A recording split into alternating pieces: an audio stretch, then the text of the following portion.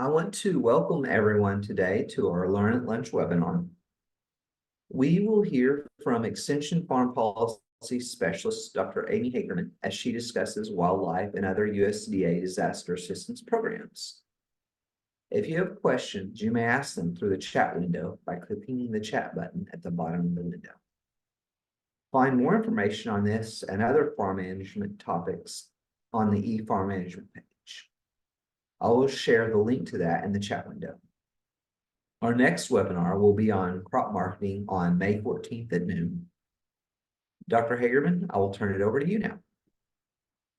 Okay, thank you very much. So I appreciate just a few minutes to talk about some of these USDA wildfire disaster programs. Obviously, we've had several sizable fires in the states this year, but also this is good information to have going forward into the future. This is not an uncommon occurrence for us here in Oklahoma. And these programs, and we'll talk a little bit about this for individual programs, but for the most part, they're available even to an individual producer that's impacted. So it doesn't have to be a million acres like the tragedy that was experienced through the Smokehouse Creek fire, but they can be utilized by anyone at any time. And so I just wanted to point that out as we got started here. The other thing I wanted to point out, and I would encourage you to bookmark this, is that a lot of resources are available on the Extension Emergency and Disaster Preparedness page. And whenever we have something new that comes up, we will put new materials and spotlight them on that page just to make them easy to find for people. So I would encourage you, you can just Google OK State Extension Emergency and Disaster. It will bring that page up as your first option. And you'll find a lot of resources there in terms of fact sheets, even descriptions of some of these different programs. A note of caution on these different USDA programs, though, is that they do change over time. So your best source generally is actually the fact sheets that USDA puts out on these programs. So we'll talk about some of those changes that happened for this year, how they might have looked different from fires experienced in the last year in 2023, and just what some of those key differences are. So what are we really talking about here within this context? We're talking about some of these large fires that were experienced primarily in the northwestern part of the state. So, Ellis got hit with 2 fires in the same period of a couple of days, the Catesby fire and then the Smokehouse Creek fire that crossed over from Texas into Roger Mills and Ellis County, the Slap Out fire in Beaver County. I saw Lauren on here. I saw Dana on here. These were sizable fires.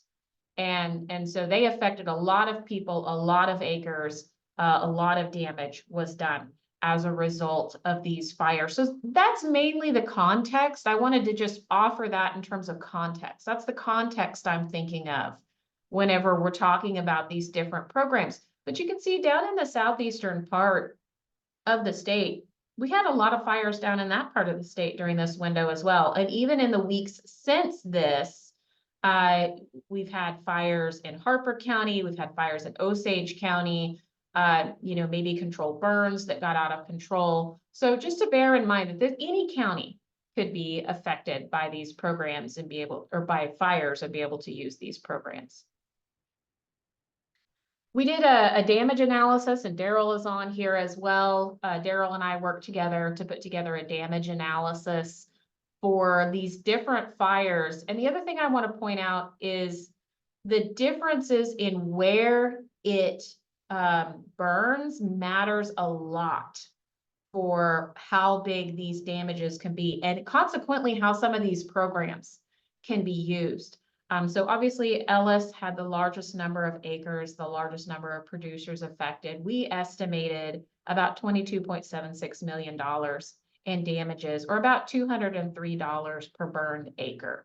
What does that include? We'll talk about that in a little bit more detail, but you can compare that, for example, to Roger Mills County, which had the Smokehouse Creek fire kind of cut up into a corner of that county. But in talking to Danny about it, which I didn't see Danny on here. I don't think he's on here today. He said where that burned was actually the same area that burned a year ago.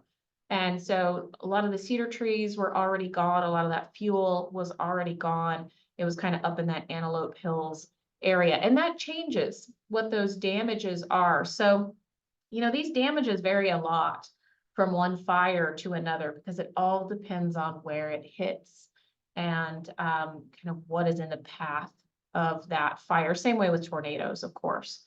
So that's, again, just another thing to consider as we talk about these different types of losses and the programs that are associated with addressing those losses. It's really about looking around and seeing exactly where that fire hit, getting a solid assessment of those damages that had been done, interacting with your emergency manager, making sure you're kind of understanding where that has occurred. So that's just kind of an important note as we think about these different programs as well. Okay, so what are we talking about whenever we're talking about programs? We're trying to offset the losses associated with the fires. And those losses tend to fall in some different categories. So first, thinking about livestock, of course, especially in that western part of the state, but no matter where we're at in the state, we're a livestock state. And so we're thinking about death losses associated with fires. And that's not just the cattle that perished in the fire, but also the cattle that had to be euthanized because of injuries after the fire. Also forced marketing. If you've got some cows that had damages that maybe not to the point that they would be euthanized, but certainly that they would to the point that they would be culled, there's a loss associated with that, from a healthy replacement cow to a forced culling on that cow. There's a market loss associated with that for the producer. Going down to land recuperation, giving that land time to come back from the fire. And again, a lot of this depends. What is the piece of land?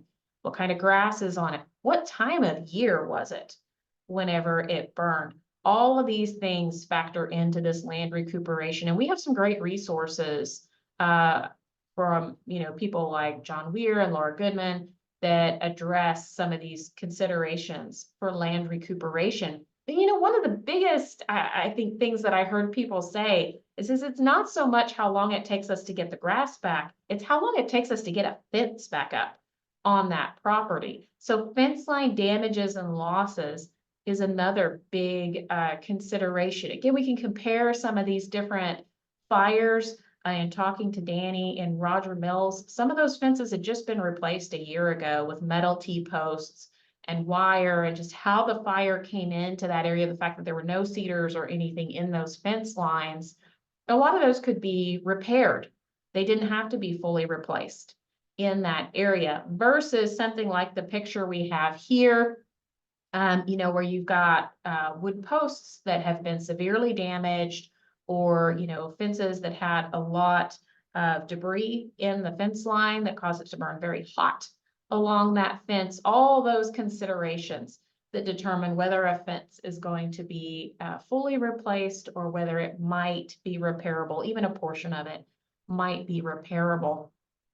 Also, hay loss and supplemental feeding is another cost category. So of course, from a hay loss, whenever you've got hay bales that have burned up, there's a loss associated with that, not just in terms of the value of those bales, but the fact that you need that hay in a very short period of time in order to feed cattle for that supplemental feeding, identifying where to get additional hay, what additional supplements need to go with that protein supplementation. And Dave Lallman and Rosalind Biggs put together a very nice fact sheet and video, which was the video, that front video that you saw from sunup on feeding right after a fire.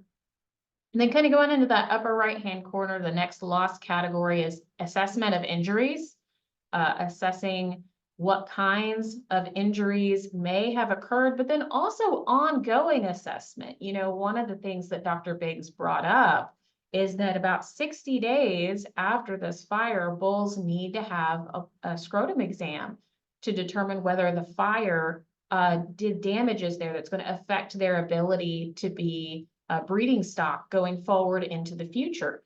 So, those are considerations that you're thinking not just short term, but you're thinking long term as well on that, thinking forward into the future and the usability. Because again, we'll get into some of the timing of these things. But for example, if you were going to apply for a program that pays for your market loss associated with injury, that has to be forced marketings within 30 days of the event. So if you get your bull examined out at 60, 90 days, and you find out that he's going to have to be culled, that might not be something that you could use that program for. So just bearing in mind, some of the timings of these things really matter a lot. And then one thing we're not going to get into today, but I don't think we can, just brush off, are the losses of infrastructure. So people who lost their homes, barns, working pens, equipment, trailers. These things can be quite difficult to replace. And so that's a lot of that is covered under other mechanisms like insurance coverage. I'm not going to get into those a lot today, but I didn't want to go off without actually recognizing that that is a part of this very complicated recovery process for producers. So what are we really going to talk about today? We're going to focus on these four on the left. So we're going to focus on livestock losses and the use of the livestock indemnity program, those land recovery challenges and the environmental quality incentives program, fence line repairs for the emergency conservation program, and then the loss of hay, and then also some of those grazing losses with the emergency assistance for livestock, honeybees, and farm-raised fish program, ELAP. Those are the four we're going to focus on for our brief period of time here today. Okay, so first let's talk about the livestock indemnity program. This is one that we have unfortunately become relatively familiar with here in Oklahoma. Whether that is a lightning strike, a flood, a fire, those are the kinds of disaster weather events in which the livestock indemnity program can be used. LIP is available year-round. This is one of those programs you don't need any kind of disaster declaration in your county in order to utilize it. So you can apply for this program at any point. It's permanently authorized at the federal level. So that means that it's not going to go away over time. It's not like a short-term program. So this program pays 75% of a fixed market value for cattle. That market value is set in about March of each year, generally, sometimes a little bit earlier. It comes out in a fact sheet, and that is a fixed rate for the entirety of the year. Generally, it's based on market prices of the previous year. That's really critical whenever you think about timing of where we're at in the cattle market right now, is what year, what months are they basing those prices on, because that determines what that value is. And then just to remember that it's 75% of that market value.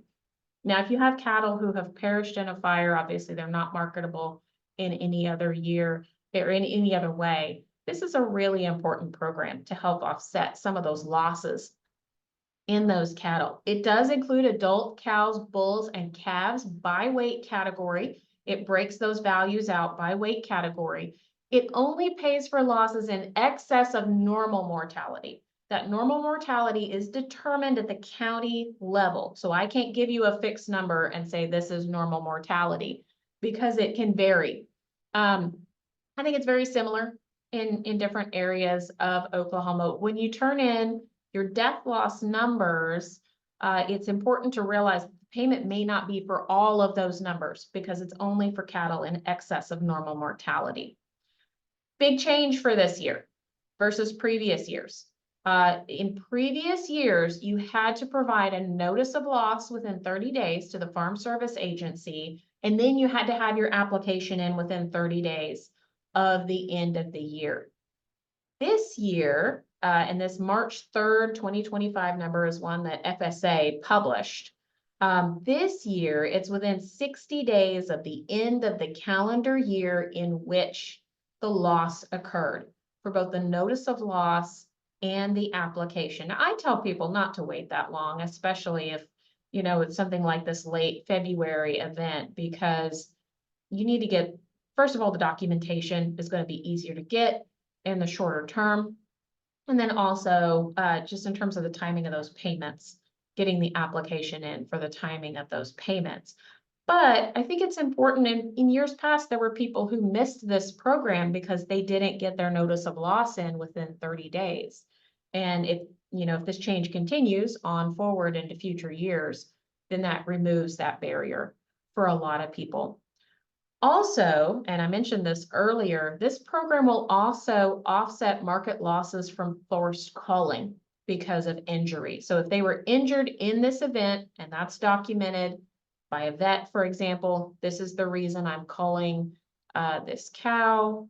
You take her, you get a certain value for that cow. They will take the difference between that 75% market value and that cull value for that cow. And that could potentially be the lip payment associated with that cow. Really critical, and you'll hear me say this over and over and over again for any of these USDA programs, is documentation. But specifically for the LIP program, having evidence of ownership at the time of the disaster. So that could be sale records, a date that was prior to this date. It could be preg check records on those cows. If in doubt, call FSA and ask them what kind of documentation that they will accept for proof of ownership.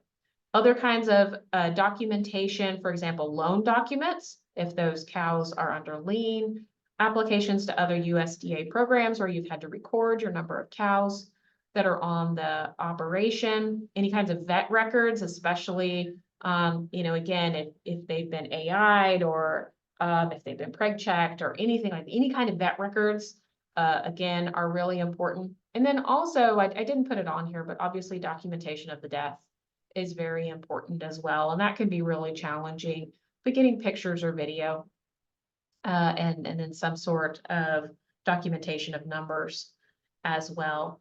The other reason I think it's good that that 30-day notice of loss was taken off is that sometimes it can take a little while to find, you know, if fences have been cut, it can take a little while to find everything. And so I think that's good that that was taken off. A couple of things to note. One is that we did put out an extension document on FSA programs for livestock losses due to wildfires that is specifically the LIP program. So if you want additional details on that, what kind of animals are covered, what kinds of documentation are needed, that's a great resource. And then if you want the actual rates that are paid, this livestock indemnity, the second link is the FSA fact sheet that has those rates on it. Well, that's actually the main landing page for the program, but then you click on the fact sheet and it will give you the exact rates that are paid for that program. So are there any questions on the livestock indemnity program before I move forward? Chat.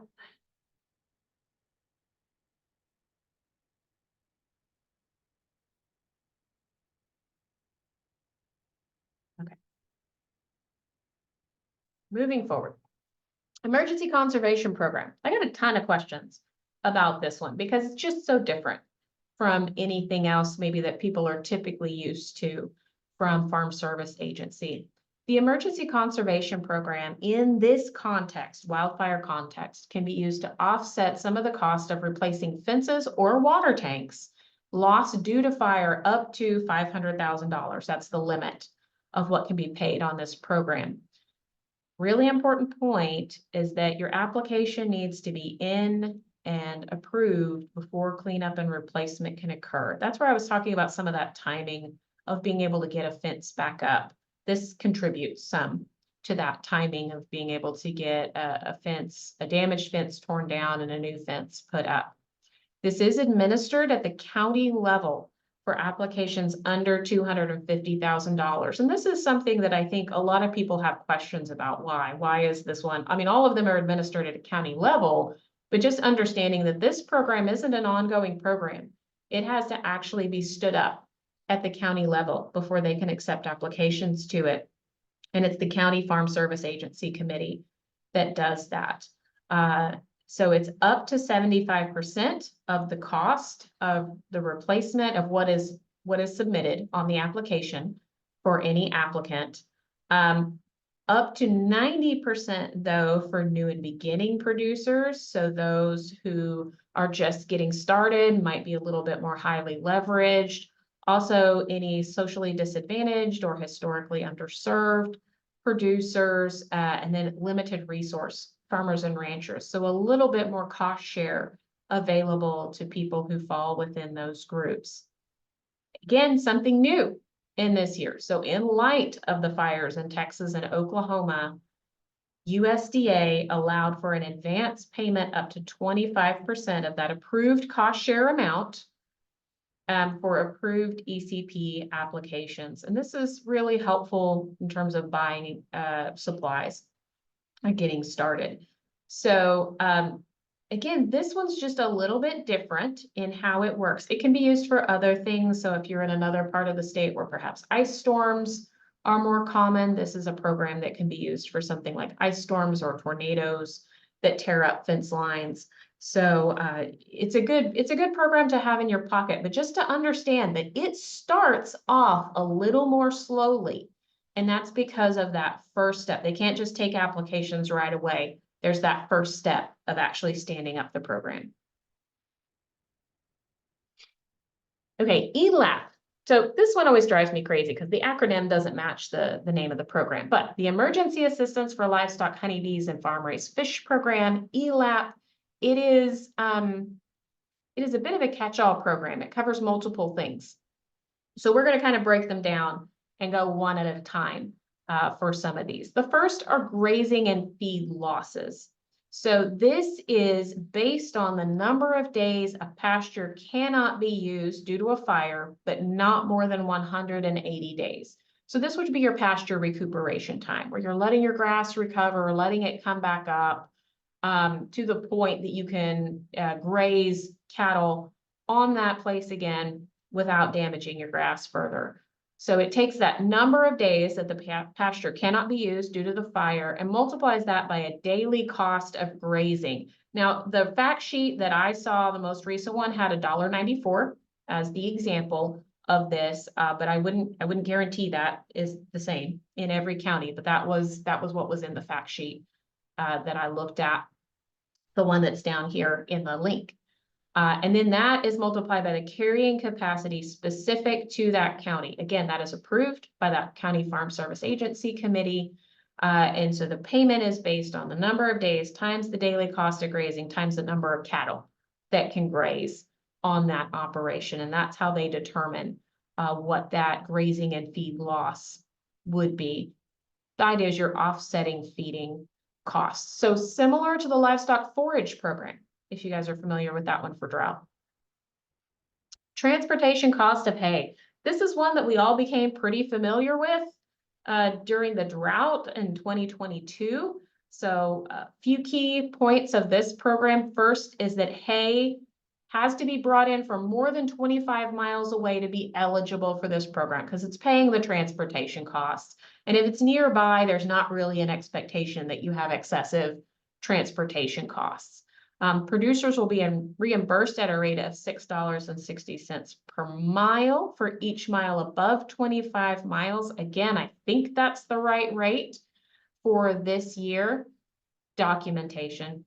Again, so many people in 2022 were actually caught where their application for ELAP was either not approved or had to be sent back for more information because they were missing key pieces of information on the receipts that they turned in. So make sure there is a source address and a delivery address. Those miles matter because they're double checking that it qualifies for that above 25 mile rate. Make sure the date is on there, that the quantity is on there. So it's a pretty detailed receipt. And you know, sometimes you get the receipt book receipts and it just is the total amount of the cost, and that is going to get you in a little bit of a bind with this program. So make sure that the receipt is a pretty detailed receipt. Provisions for hauling water at a rate of 10 cents per gallon. I have a lot of people ask me, it's like, why on earth? Why would we be doing this? But, you know, if you think about a property that you've moved cattle out to, you've got a temporary water tank out there, maybe you do have to haul water out to them. And so that's a rate of 10 cents per gallon.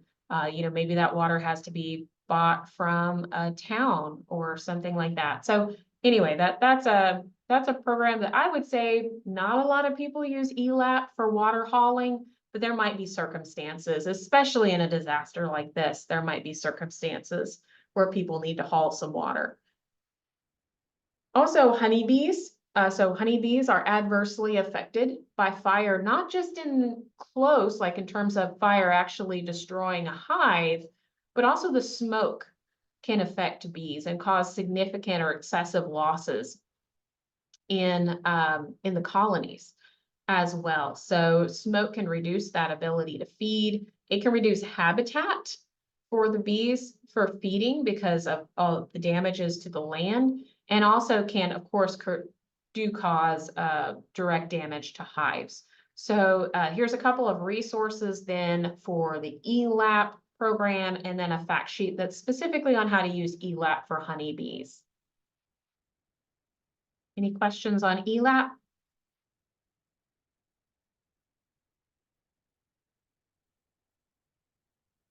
Okay, conservation programs and land recovery. This is where things start to get really overlapping between different programs. So the first is that specifically, again, for this circumstance in 2024, FSA authorized emergency haying and grazing of CRP land. So if somebody either has CRP land on another piece of property, or they know somebody who has CRP land, they could apply to get approval for emergency haying or grazing of that CRP land for cattle affected by fires. Now, it's important to remember that this is only for time periods outside of primary nesting season, which is coming up very soon in different parts of the state. It varies in different parts of the state when that primary nesting season is. So that's something that's worth asking. And again, just in terms of use of this program for fires in the future, or, you know, any other kinds of circumstances where it gets authorized, then, you know, that's a consideration, is that they will not authorize emergency haying and grazing during primary nesting season.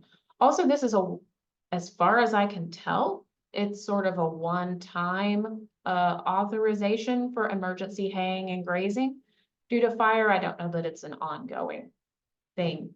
Environmental Quality Incentives Program, EQIP, is an ongoing program. That's natural resource conservation services, usually in the same building as the Farm Service Agency office, often in the same building as Extension. And so those of you who are sharing buildings with FSA and NRCS would know very well who those folks are that are applying those programs. So I think the big thing on this one is technical assistance to create a recovery plan for that piece of property. That's having a conservationist come out, look over the property, give you a plan for what conservation programs or conservation practices could be used on that piece of property. That's outside of EQIP. That's just something that NRCS does. And then once you have that conservation plan in hand, you can apply for the EQIP program. Some things that practices might address are the potential for increased wind erosion, because you don't have ground cover on that land.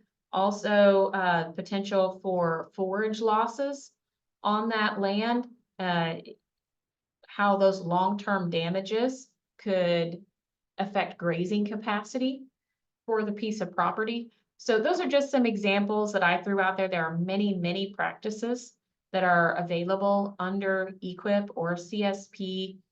So something to talk to NRCS about, but certainly NRCS specifically put out a news release talking about EQIP funding for producers affected by wildfire. So that tells me that has made it fairly high on their priority list in those counties. And it's important that your practices that you're applying for are high on the priority list in the county. Other programs to consider, emergency loans have been authorized in the counties affected by fires. That covers things like the replacement of essential property, pens, tractors, trailers, any kinds of feed or seed that has to be purchased because of the disaster. So for example, replacing hay that was lost because of the fire. Those are things that USDA emergency loans could be used for. Those are loans. Those are not disaster payment programs like some of the other ones we've talked about. They do have to be paid back. So that's an important consideration to remember, is that they are loans. There are also, speaking of loans, options available for producers who may be having difficulty making their FSA loan payments because of the wildfires. It's something that can be discussed with FSA, some flexibilities there. Now, something that would have had to have, a decision that would have had to have been made before the fire is having crop insurance or non-insured crop disaster assistance program, or NAP, coverage on that land. So if you have forage NAP and you have this disaster event, then you can apply, submit a notice of loss to the FSA office to get a payment on your NAP insurance. Similarly with crop insurance, it's that notice of loss to your crop insurance agent in applying for the damages that are caused by this event for your crop insurance. So I don't think we had, other than forage insurance under NAP, I don't know that we had a lot of damages that would be affected by crop insurance, but certainly in other kinds of disasters we do. So it's something to remember and kind of keep in the back pocket. Also, the thing I'll say here is you can see, I broke these down in a way that you can see how these programs can be stacked. These programs can be stacked on top of each other. For the most part, they have individual payment limits to them that are separate from each other. So you can apply for LIP and you can apply for ELAP. They are not under the same payment limit for an individual producer. So depending on what that category of loss is, you can find a program to help offset some of those losses. So just some other suggestions, especially this time of year is a great time of year to look around, review the protections that are in place coming into tornado season, the potential for additional fires, flash drought that we're already starting to hear about in the state. Review the protections that are in place and make a plan for how to better protect a farming operation. I generally like to think of having one person as the contact for all these disaster programs, because sometimes it's the same piece of documentation that can be used in multiple places, or it's having all the documentation together in one place for one person, having one person tracking all the deadlines for all the programs that are Farm Service Agency, having that one person be able to go in and take care of multiple things in one appointment, which is important given how many moving parts are happening in those Farm Service Agency offices right now. So I think it's just, if you can do that ahead of the disaster, I think there's a real value in that, and just kind of knowing who that person will be. And that frees up somebody else on the operation to focus on other things, like getting the person in to talk to them about what it's going to cost to replace fencing, those kinds of things. Utilizing county, area, and state extension resources, and then knowing who your partners are in the community. I can't emphasize these last 2 points enough, because if I look at these 3 counties that we're talking about, I think Lauren is on here, Dana is on here. I don't know that I saw Danny on here, but he might be.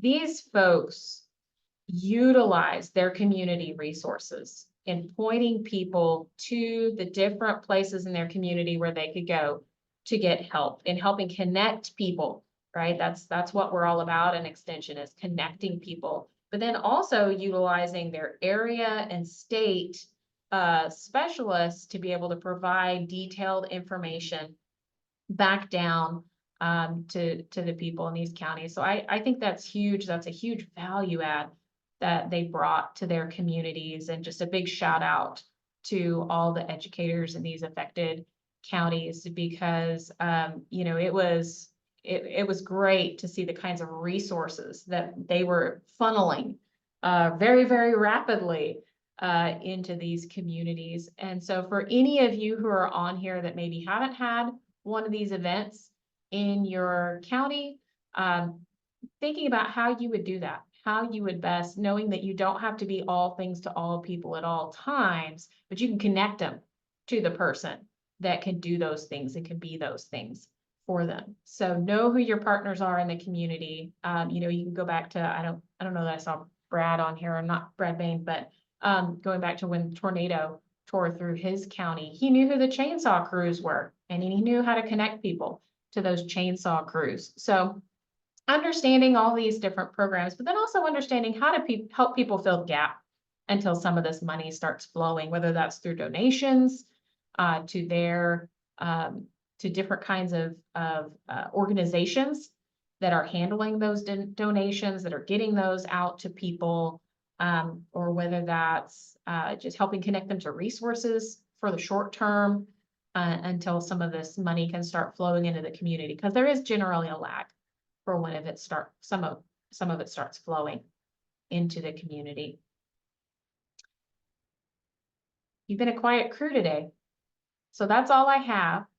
Are there any questions, any specific programs, any things that you thought, oh, I thought this program did that maybe I didn't mention it? Hey, Amy, if I emailed you, would I be able to get a copy of your presentation? For sure. Awesome. I will do that. Thank you. Yep.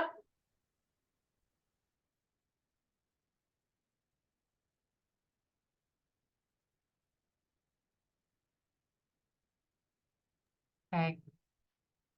Well, the only other thing I'll say then, as we're wrapping up here, is that Farm Bill is in the works, rumor has it, and that a lot of these programs, I haven't heard anything about them not being renewed in the next program. Most of them are permanently authorized programs, but I don't have any reason to expect that any of these programs wouldn't be available going forward into the future. So that would just be kind of my last thought on that.